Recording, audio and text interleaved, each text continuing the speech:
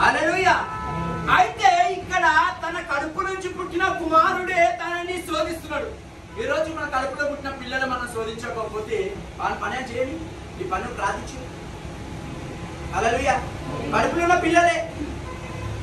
ఉన్న పిల్లలే శపిస్తున్నావు కదా. రాజు ఏమని అన్నాడా? వారిని శపించాడన్నా. ఏం కాదు, శపించండి. ఆ యెహోవా చూస్తాడు, ఆ దేవుడు చూస్తాడు. హల్లెలూయా.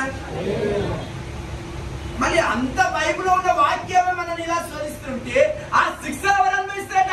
ఎవరైతే శపించినడో వారే అనుభవిస్తారు. అనుకుంటారు, అయ్యో దేవుడి సన్నిధిలోకి వచ్చినాక అయ్యా ఈ రోజు మేము లేక వస్తే ఈ మాటలు ఏందిరా నాయనా, వేరే మాటలు బాగా చెప్తే బాగా స్వస్థత ప్రార్థన కావాలి, విడుదల ప్రార్థన కావాలి, మహిమను ప్రార్థన కావాలి. మొదటి నీ పాపమైన రక్షణకి నీ లోపల మార్పు కావాలి. ఆ మార్పు ఉంటే ఆ శాపము ఆ దోషము అన్ని కడగబడాలంటే నీకు మొదటి ధైర్యమైన శక్తిని ఎంట రావాలి. ఆ ధైర్యమే నిన్ను బలపరచడానికి నీ నోటిలో అభిశాపమైన మాటలు కడగబడాలి. అపశాపమైన మాటలు ఎప్పుడైతే నువ్వు కడగబడతావో, అభిశాపమైన దోషమైన నీ ఐదను తీసేస్తావో, అప్పుడు దేవుని యొక్క శక్తి నిన్ను అంటే, నా కుమారుడా నిన్ను ఈ రోజు నిన్ను బలపరచడానికి నేను ముందు ఉన్నాను. హల్లెలూయా, హల్లెలూయా, హల్లెలూయా, హల్లెలూయా, హల్లెలూయా. ఎప్పుడైతే నువ్వు నోరిప్పుతావో అప్పుడు నీ లోపల నుంచి ఏం చేస్తుందట? నీ అభిశాపమైన మాటలు బయటకు వస్తాయట. హల్లెలూయా. అప్పుడు నూతన ఆత్మ నీలో దిగుతుంది, నూతన అభిషేకం నీలో దిగుతుంది.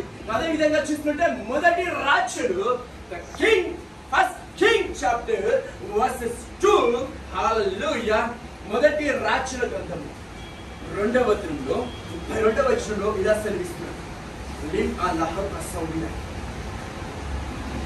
మొదటి రాజు 2వ అధ్యాయం 32వ వచనం.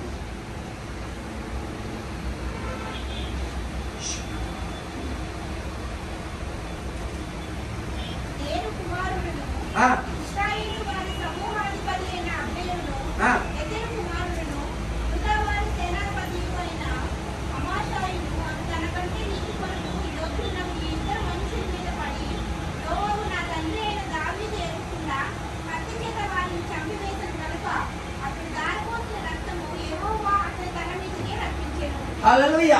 చూడ